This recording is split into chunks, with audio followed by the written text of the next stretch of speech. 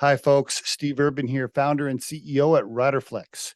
We hope you enjoy today's podcast.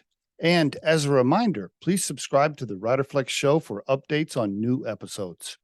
And by the way, if you haven't already, check out the book we recently launched, The Riderflex Guide, Inspiring and Hiring, available for purchase on Amazon. And now, a quick word from our sponsor. Try the #1 marketing platform for small business. Everything you need from design to marketing to CRM. Learn more at marketing360.com. Marketing 360. Fuel your brand. All right. Megan Dobro on the Riderflex podcast. Hello, Megan. Good morning. Hi, Steve. Good to see you. How are things in Mass this summer so far? Is it normal, regular? What's going on up there?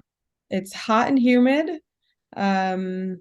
It's every day is survival in New England. It's like it can change from 1 hour to the next. So it's a whirlwind. I lived in Connecticut for 3 years. I think my wife and I lived there 2000 to like 2003. Yeah, cool. Half our team is from Connecticut. We're right on the border. You're right on the border. Okay, very good. All right. I was an Oklahoma boy and my wife was a small town Texas girl. So we had we had some problems transitioning. It's a little different. Yeah, I was born and raised in Massachusetts, but then I moved to Los Angeles for 5 years for grad school. And coming back to Massachusetts after that was very difficult for many reasons. And I'm in Western Mass, which is very rural. And right, it is. Yes. Coming from Los Angeles to Western Mass. And my husband, we made the move together and we were just like, where are we? And I grew up here and I was still shocked. So tell us, I want to know about your early life, parents, siblings, where you grew up. Talk to me a little bit about that. Share some stuff. Yeah, my parents, Rich and Kim. My dad is a chef and he worked in restaurants in my early life and then transitioned to corporate cafeterias and management later on, which was a little bit more of a regular schedule. Not the crazy nights and weekends like restaurants. My mom was a guidance counselor. And my brother, Brandon, is 3 years younger. So we all lived together in central Massachusetts.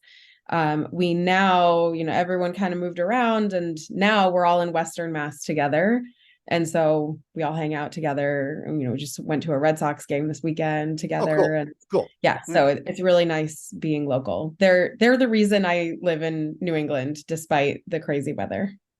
And so they're still married, still healthy, still good to go. Yeah, I'm very fortunate. Are they both retired now or still kind of working? They're both retired. My dad works part-time at Trader Joe's because the two things he loves most in life are food and people. So he gets both. He's just happy as a clam. Isn't it interesting? How old's your dad? Probably he's turning 70 next week. Yeah. When I see 65, 70-year-old guys working, part-time Home Depot, whatever, a lot of them actually are in a pretty good mood because, they're retired. They're only a couple of days a week, want to get out and talk to people and they like tools or they like food or whatever, Some of them, and it's better. Hey, it's better than sitting on the couch every day. Right. Yeah. Yep. It keeps you sharp and keeps you active. And I can't imagine, my dad and I are very similar in that we have to be busy. Yeah. So I can't imagine him not working. Now you ended up being a very smart doctor. If you look at your LinkedIn profile, I would assume that you were like straight A student, library every day, never got in trouble, like just straight and narrow. Yeah. Was that it for you as a kid, or was there any rebel in there at all? Nope. I was a goody two shoes. The fact that I'm in cannabis now would blow my high school peers away. They would be totally shocked. Yeah. No, I never smoked. I never drank. I never missed school. If I got an A-, I was really upset. I'm a perfectionist. I'm very competitive even with myself. And so school was a big deal to me. It's not high school was easier for me than I think most people, but learning isn't it doesn't come really easy to me. I do work hard at it. So I'm not one of those people who has a photographic memory and just retains everything. I really have to work at it. And I'm very hands-on, which is why I went into science. I don't want to memorize things. I want to be hands-on. I want to learn with experience. And ultimately, I knew that I wanted to be a teacher. My Okay. whole life I wanted to teach. Okay. And I admired all of the teachers that I had. I was really lucky in who I got, and the relationships that I had with my teachers and mentors throughout school. And so that's just what I wanted to do.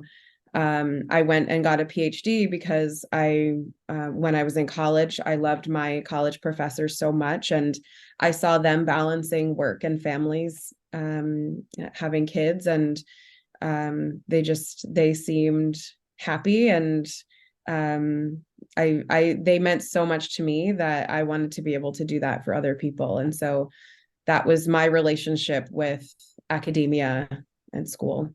And that's exactly what you did. You ended up being a professor at Hampshire College for 11 years, right? So you did exactly what you had set out to do, right? All right, I very did. good. It worked out perfectly because when I was getting my PhD, that is at a point where you have to make a decision. Do you go get a postdoc and continue schooling, continue training and education, or do you work? And I was done researching. I wanted to teach. I was really eager to teach. Yeah. And so I was given really good advice to find your dream job. Okay. Reach out to them and ask them, what does it take to get a job there? So I reached out to the biology department at Hampshire College and I said, my dream job is to teach there. Should I get a postdoc first? Does that help my chances? And they said, you don't need a postdoc. You just need to have a strong educational background and a clear desire and commitment for teaching. And by the way, we have a position open now if you'd like to apply. And I did. And I came home for Thanksgiving and interviewed while I was home and got my dream job right out of the gate, which was That's great. it was a miracle. That's Yeah. great. Yeah, very nice. Now, how did the social life play into all this timeline and meeting your husband and all of that? How did that? Yeah. Yes. So it actually goes back to when I was an undergrad, I was working at Woods Hole at the Marine Biological Laboratory in the summers. And that Okay. was when we discovered the concept of working hard and playing hard. And those scientists are wild. Are they?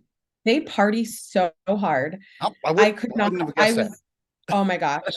It was mind blowing. And I ended up at Caltech in Los Angeles in part because I knew people from Woods Hole who were from Caltech. I was wondering when I saw you went west, for your doctorate, I was like, wonder why that happened. Okay. Yeah. Well, that's kind of a funny story too, but I'll get there. So while I was in Los Angeles, I was part of this amazing community of serious nerds who made extravagant interactive art. And that was through experience or through installations. And there was this really great group called Mindshare, which was kind of like TED Talks. So we met monthly. There were talks about really interesting topics. It was usually at a bar. There was live music and interactive art. And so we would get together monthly. That group formed several other groups that made music videos and commercials, and because of their technical abilities, they would create these amazing Rube Goldberg machines. We all went to Burning Man, where art is such a huge part of that. Megan, the straight A student, went to Burning Man. Exactly. Oh, Yes. whoa. So now you're seeing my transformation. And we uh, were the science camp at uh, Burning Man. So it was such a beautiful mixture of love for science and creating experiences. And so I met my husband at Mindshare. I was the volunteer coordinator and he wanted to volunteer. And so we would see each other monthly and we were friends for a year before we started dating. And then I got the job at Hampshire not long after we started dating, and he was like, you know what, I don't have much keeping me here in LA, and his family is from Albany, so we oh, I moved see. together. Now, Yeah, was he total opposite? Was he like a hippie, type of guy? Or was he like also going to get his doctorate and things? he is he is an intense intellectual, but not in the traditional school sense, Okay. right? So he's your typical ADHD guy who doesn't do well under the structure of school, Okay. but he does retain information very easily. He has the curiosity to learn a lot, and his areas were in history and philosophy and yeah, literature and art and stuff that I didn't go to school for. And so we're pretty complementary in our fields. What's he do now? He's a consultant.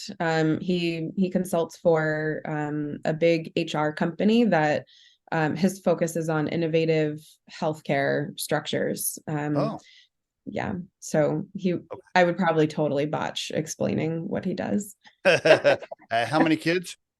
We have two boys, Arlo Okay. and Dashel. They're And how 5 and old? 2. 5 and 2. Okay. Yeah. Wow. You like a challenge. Let me go be a CEO of a cannabis company and have two toddlers at home. Yeah. Yeah. Yeah. We don't I don't shy away from stress and challenge. Well, Yeah. so you're having a great career doing what you set out to do, teaching as a professor. Yeah. What are you like at happy hour with some friends one day, and they're like, "Hey, come work with us over at the cannabis company. Talk to us about the transition." So, in 2019, I had been at Hampshire for 7 years, and I got a letter in the mail that says I was awarded tenure, which is the Right. it's the big milestone. It means job security forever. It's it's really the last milestone that you have to work so hard to get there. And once you get over that hurdle, it's Yeah. kind of like you just keep going now. Just you don't need to be so stressed out anymore. Yeah. So I got that letter in the mail. It was very exciting. And 3 days later, I got an email along with all of the other faculty at Hampshire College that the college was having major financial trouble and we weren't going to take a fall class of students. What? So They're gonna skip. They were gonna skip an entire semester. well, their plan was to teach out the current students, see them through, and then close the college. Wow. Okay. So my being able to just revel in the job security lasted all of 3 days, something like 3 days. Gosh. Um, and it was total panic. We all we didn't know anything else besides academia, and I didn't want to move my family. It's really hard to find jobs in academia. And I had a 1 year old at the time, and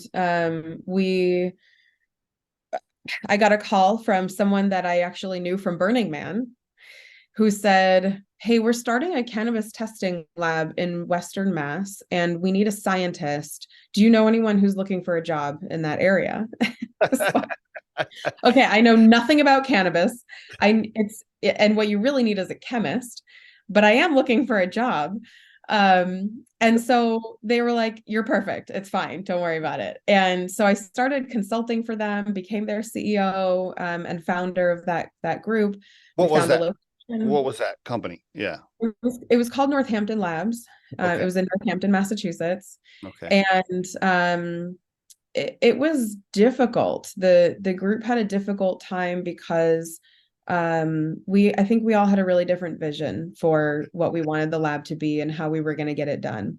Okay. And the other three members of the group, they were all a family. So I was an outsider. Yes. It was difficult. And you weren't an equity holder either, right? You were just a I I was it was we hadn't signed any documents together yet, and it was in the negotiation around equity and in raising money and how we were going to build it that okay. it became clear that we were just moving so slowly, and I was just twiddling my thumbs. I wanted to do this. I became really passionate about building a cannabis testing lab. But they were. Can I ask a couple of questions here? Now, it was a job though. They were paying you because They were you yeah. not very much, probably not very much. It was spotty. Um, uh, No, it no. it was spotty but promising, but it was moving too slowly for Okay, me. but I want to ask. I want to go stop for a second here for the listeners. You're at home. You're having this emotional, like, holy shit! I can't believe the college is shutting down. What the hell? I don't want to have to move. I got this 1 year old. The Burning Man guy calls. that conversation with your husband Yeah.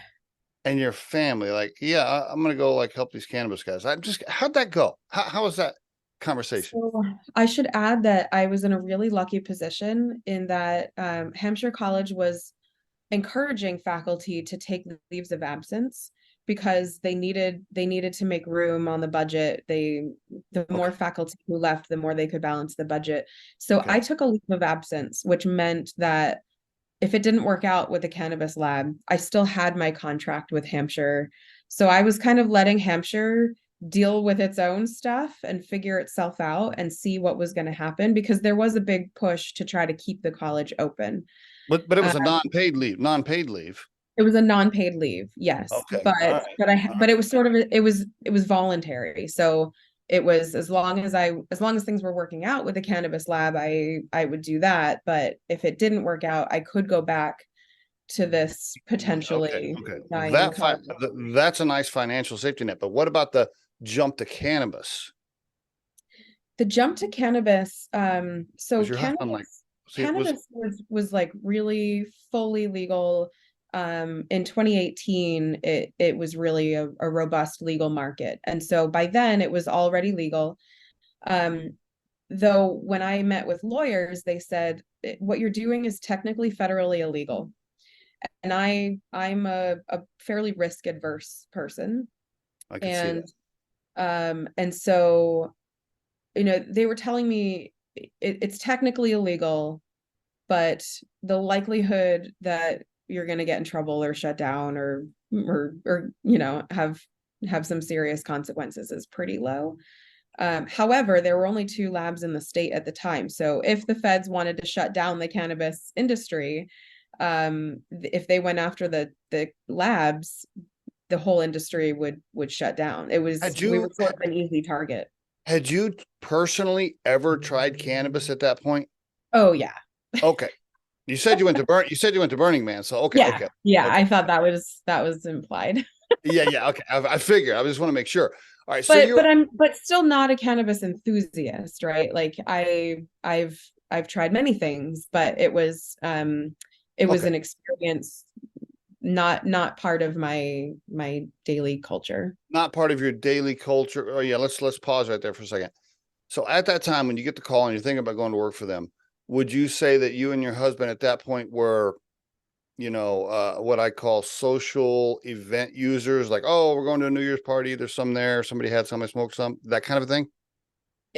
My husband, no. For myself, if I were at a party and it was getting passed around, I might take a couple puffs. Okay. All right. Yeah. That my wife and I were exactly like that for many years. I was never the guy that had it, but if I was there and I had a few drinks, I'd be like, oh, yeah, sure.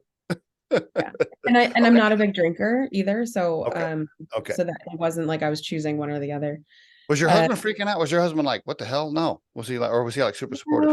no, I think he just doesn't worry about me Okay. because I'm so concerned about my career that he doesn't have to worry, you Okay. Were know. your parent, what'd your mom and dad say?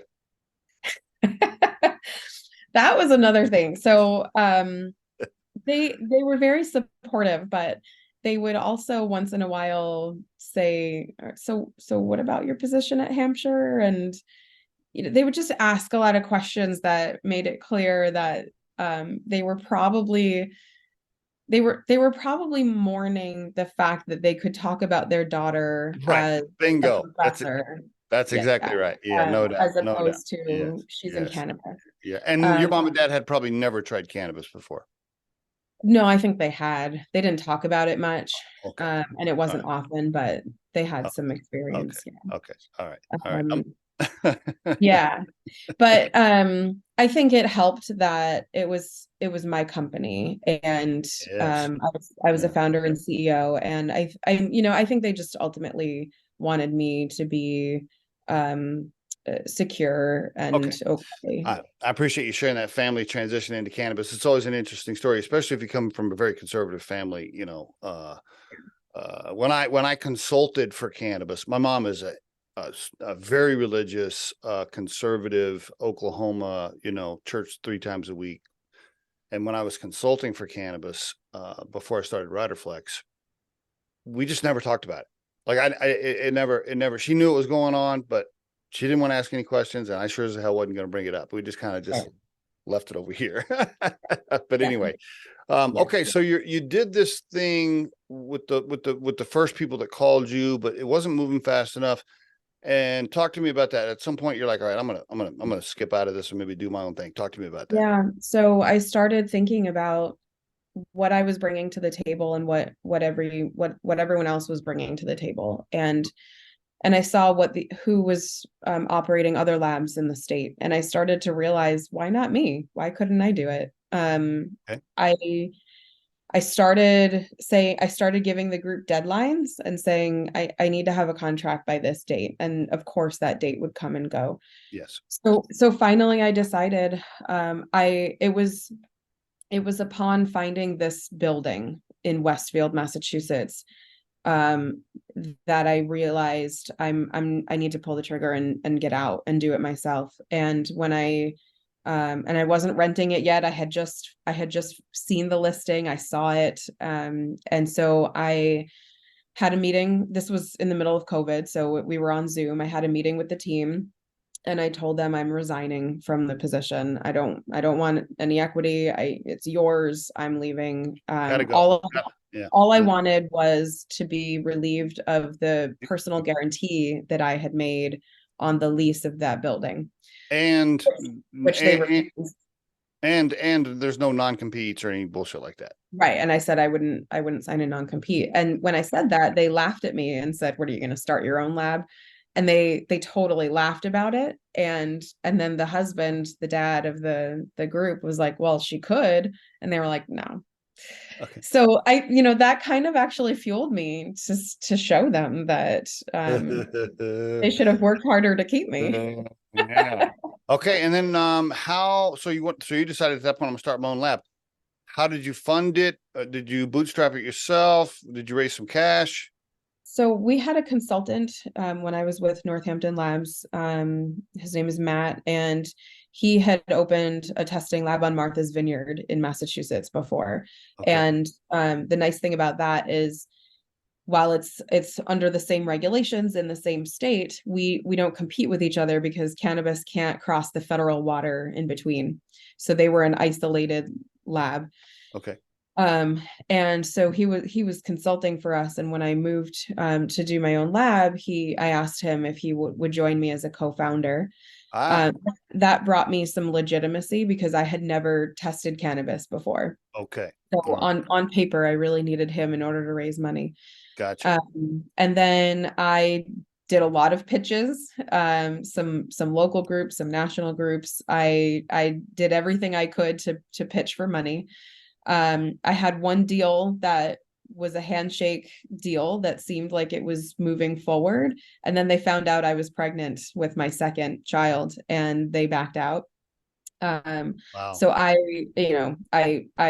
trying to raise money as a pregnant woman who's never tested cannabis before. It's really difficult. And so I let them know that I was pregnant, and You would here like was to you would like to think that people don't discriminate against stuff like that, but they do. They weren't even, they said it out loud too. They weren't even keeping it a secret. They were like, we don't think you're committed to this enough, and we can't Okay. picture how you're going to do Wow. this. So Wow. I was like, All okay, right. well, they ended up coming back later and asking if I was still looking for money, and I said no, I'm not taking your money.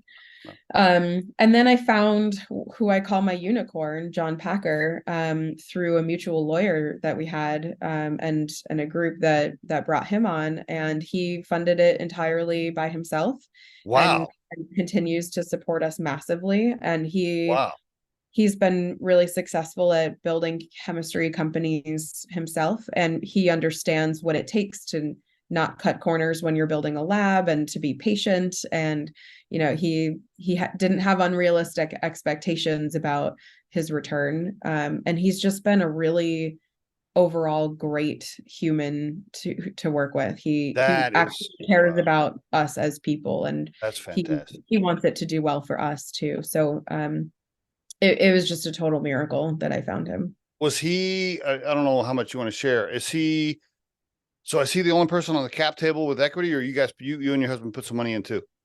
So Matt and I both put a little bit of money in to get it started, and then we're reimbursed when we raised money. And so John is the only person who has put money into this. And You got a, so you got a sweat equity, you got some investing sweat equity plan of some kind, surely. yeah, right. Yeah. Yeah. Yeah. Very good. And Okay. yeah, and so there are a few other minority Is, owners. But yeah, we does got super he, does lucky. he, I always get the reason I'm diving in on this particular topic because it always comes up during all my interviews with entrepreneurs, when to take cash, how much to take, when to give up control of capital, blah, blah, blah. I'm curious, is he a active investor or passive? Like, is he like, does he come into the building and what's this, what's that? Or is he just like, yeah, just update me quarterly? I would say he's a supportive investor. He's not micromanaging. He's not telling us what to do. Right. He, Right. I think he really trusts us and believes in us. Right. Um, but he's here. He lives in Stamford, Connecticut, so he's a few hours away. And he'll come up and visit once a month. We talk on the Right. phone every week. Right. Send each other Right. texts through the weekend. So yeah, Yeah. Cool. Very good. Bottom line is he's letting you run the show. he's amazing. He's amazing. I can't say That's enough good really things about great. him. Okay, very good. Okay, awesome. So you get funded, you got your co-founder, you got your investor, you found the building, you're off Yeah. and running. You're off and running. And Wow. that Yeah. and that has been going now for 3 years. So that was in 2020. So that was 3 years ago, but it took us a while to get our license. Okay. When you build a cannabis testing lab, you have to get ISO accredited. And so we had to get all of our equipment installed, get our staff trained, and then start showing that we can test cannabis and do what we say we can do, Okay. to get accredited and then get our final license from the state. So that took us up until fall 2022. So we opened a little over 6 months ago, eight Wow. months ago. Wow. Wow. Wow. Still fresh. Okay. Now's a good time for us to do a quick overview. So it's safetiva.com, and the company name is SafeTiva Cannabis Testing Lab. Is that No, it's SafeTiva no? Labs. It's SafeTiva Labs. Okay. And it's safetiva.com. Can you give the quick elevator pitch and tell the quick, yeah, Yeah, go sure. for it. So I've always built this lab with the intention of having two main pieces of the mission. One is to operate with ethics. That includes always delivering accurate, consistent results and giving back to the community. And then two was to get results to clients faster than anyone else in the state. All right. So our turnaround time, that was going to be our big differentiator was Value and speed together is hard to do. yes. Yeah. I really credit my background in molecular biology with being able to do that, because many cannabis testing labs focus on the chemistry and biology is an afterthought. But biology is it's the bottleneck in what takes it. So it takes so long because bacteria have to grow and you can't speed them up. And so that's why many labs are taking 3-4 days minimum to get results back. But there's better technology out there. Instead of waiting, if you have a system that's sensitive enough, you can speed that up. and not wait for them to grow, just be able to detect them in smaller numbers. So that was our big differentiator, and we've been able to get results back to clients in under 2 days consistently. And then on the side, because of my background in teaching, I really care about supporting diversity in the sciences. So that means hiring a diverse workforce and making it so that at least with my lab, we don't look like the rest of the demographics of both the cannabis industry and sciences. Mm. And to create an environment where everyone feels welcome here, both our clients and our employees. I think that that's always been something that's really important to me. So that's also a pillar of our mission. In commoner language for me, for the listeners, can I ask, so you're not growing cannabis there. People are sending you inventory, I guess, for lack of a better word, product, Yeah. and you're testing it to give them results to show, hey, this is good, this is bad, or you have pests or whatever, or this is approved federal. What does the test consist of? What is the goal of the test, I guess, is my question. The right, the landscapers are Oh, it's okay. weed whacking the building right now. Do you want me to go tell them to stop? No, I didn't even hear it. Now you're good. Go for it. Okay. So the licensed commercial cannabis producers in the state are required to get all of their batches tested for safety and accurate labeling before it goes to dispensaries. I see. So we're a required step in the process. We also serve home growers and anyone else who wants to know that their products are safe. So, and consumers, concerned parents, if anyone just wants to know that what they're consuming is safe, that's what we do. And we test for pesticides, solvents, microbial contaminants, terpenes and cannabinoids for labeling, heavy metals, mycotoxins, everything that the state requires. I see. So if I have a grow and my batch is ready, I guess, for lack of a better word, I take it to SafeTiva and you test it and you give me some sort of certification, or you give me something that says, yes, good to go. And then I have that in my facility. So then if I get audited by the state and the state people come in and they're like, hey, has this been tested? I show them like, yes, I got my thing from Megan. I'm right here. I'm good. Yeah, so there's a seed to sale tracking system. So Okay. the producers are tracking all of the batches, and the state can come in and survey that anytime online. So it's I all see. available online. And then when the test results go in, that batch passes and is it like passes to the next level. It's allowed to be transported and sold as final product. Mm. And what percentage of things you test don't pass? I'd say it's really dependent on the type of production that the client is doing, but microbial contaminants are the most common failure, and that's hovering somewhere between it's around 25% for 25%. Wow. yeah. And can you educate us ignorant people on what microbial contaminants mean? Yeah. What does that mean? Yeah. So we test for bacteria, we test for mold and yeast. I And see. so we test both in like total counts. So there's a threshold, it can't be above a certain number. I And see. then there are some pathogenic species, so species that are really bad that you really don't want to consume. And Mm. those can't be present at all. Like not one single cell can be present in those. So So often 25% of the time you're delivering bad news to the owner saying, sorry, bro, that batch didn't make it. yeah, it's not a great position to be in. And what do they have to do with that batch? Do they have to destroy it? What do they do? So they can retest it. And if they pass the retest, they can then take it to another lab for secondary confirmation. And if they pass that one, then it's okay. Then, maybe the first test was a fluke. They I can see. remediate it, so they can treat it somehow. Okay. There are all kinds of ways to I see. remediate the batch. I see.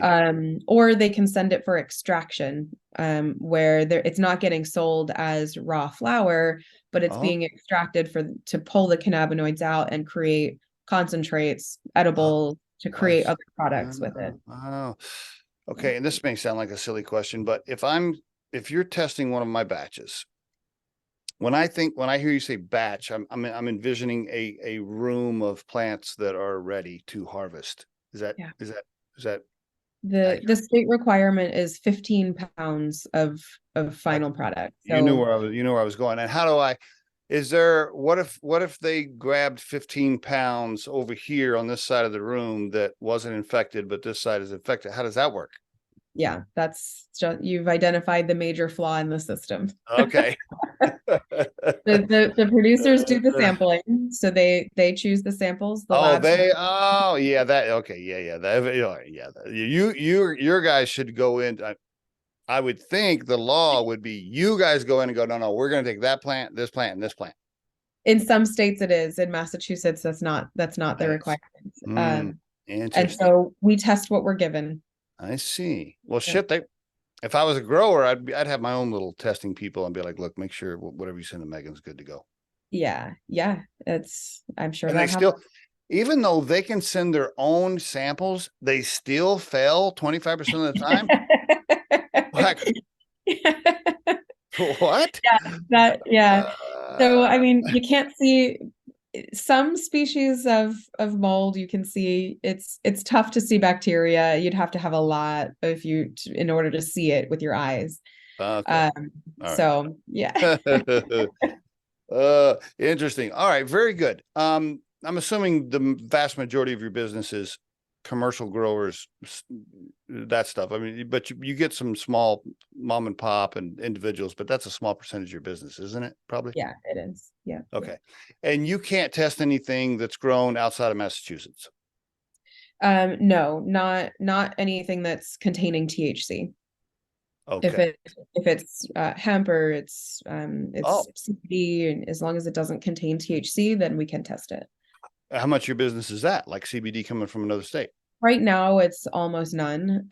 We're just really focused right now on building our local relationships. Okay. Okay. Yeah, but And, we'll get there.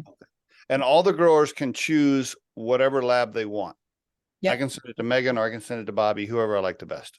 Yep. And are you the one going out and establishing those relationships, or you got like a VP of sales trying to shake hands, kiss Yeah, babies? we have a director of sales and marketing who's Uh, amazing, Steve. okay. He's Okay. out on the road and meeting with clients, and I'm doing that as well. Okay. Very good.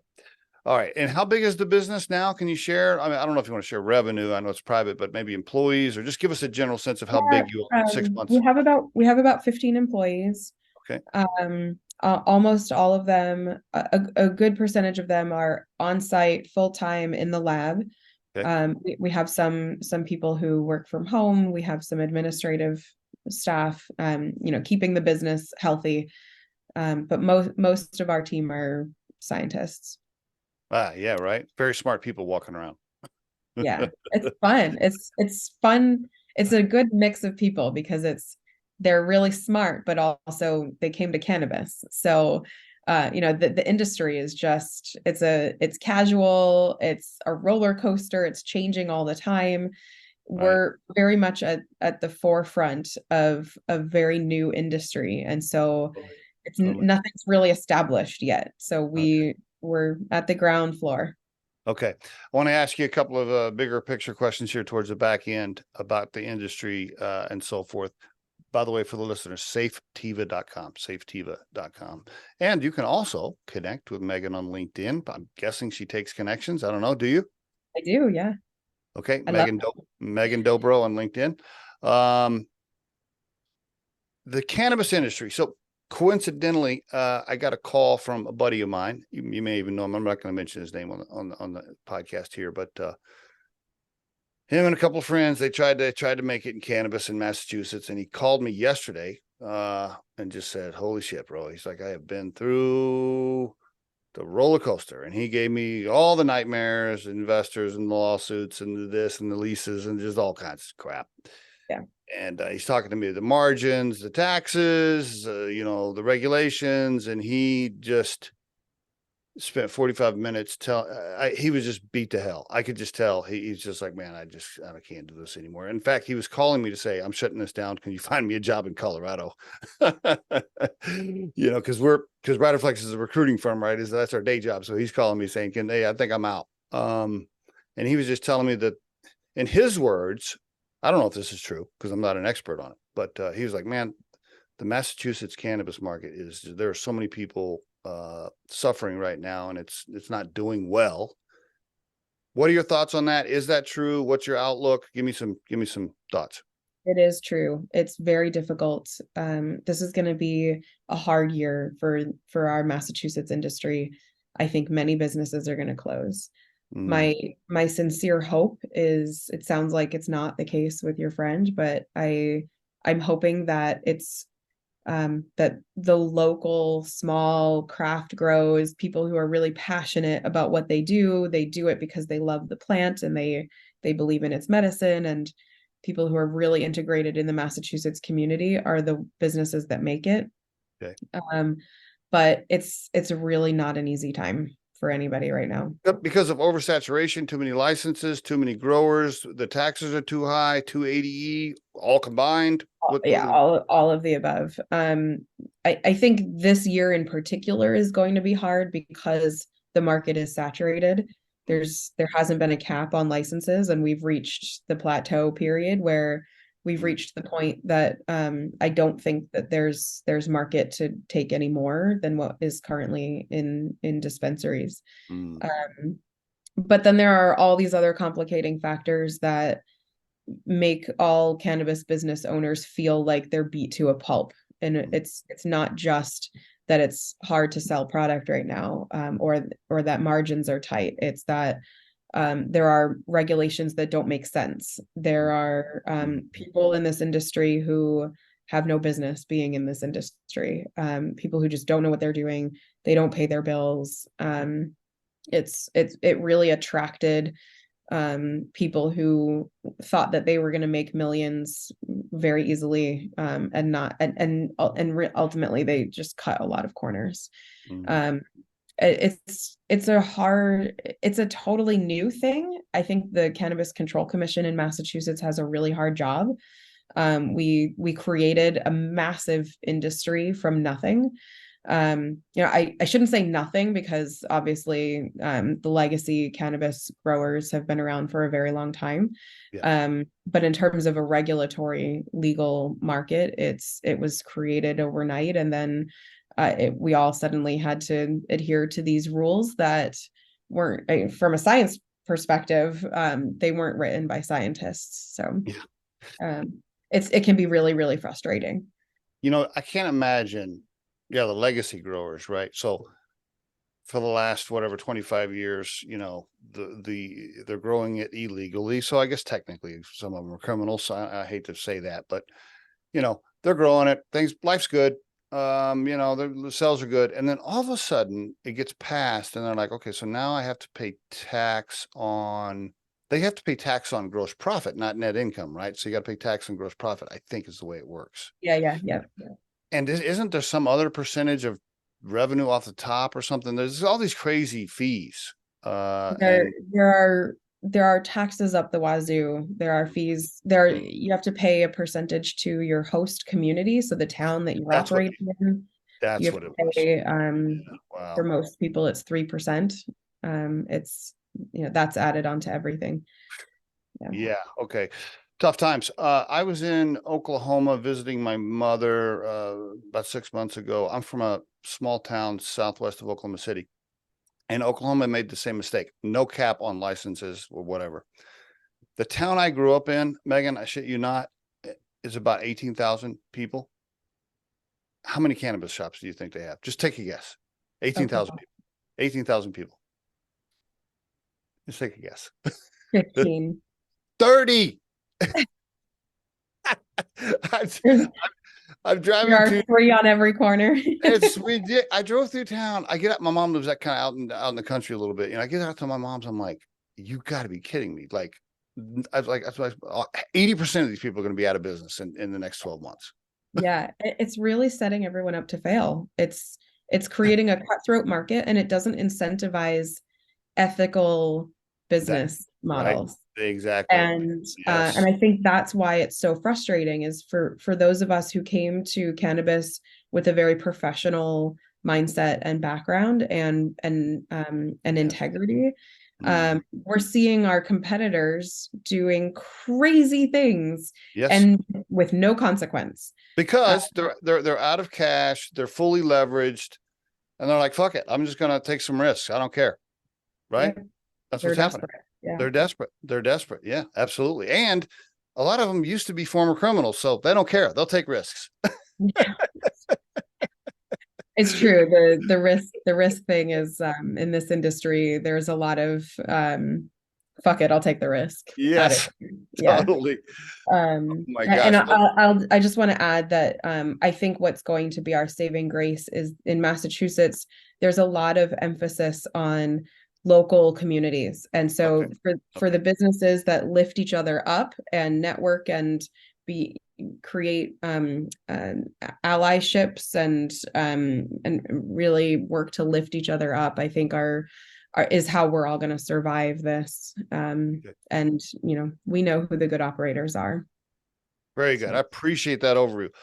One more topic as we wrap up, kind of totally switching gears here. You mentioned diversity and your focus on that and your hiring practices and so forth.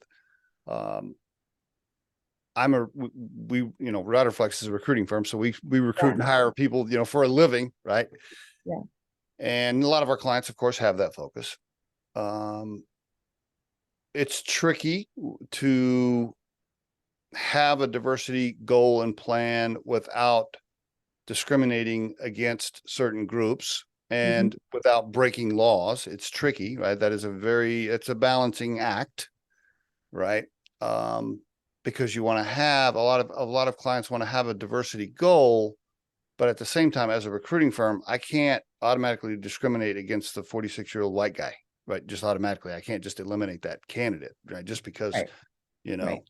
and so it's a dance a little bit, right? It's a little bit of a dance. And then I saw, you saw what happened with the Supreme Court last week, where they basically told colleges, like, stop doing that. Right. How do you make sure that you don't discriminate against, I'll just call it white males, because Yeah. you how do you not discriminate against the 45-year-old white male while trying to have a diversity goal with a balanced team when in your hiring? How do you do that? Yeah. It's a really great question. You have to hire the best candidate for the job. And our company needs to be healthy, and we need good qualified people to do this. So if the best candidate for the job is a 45-year-old straight white man, I'll hire him.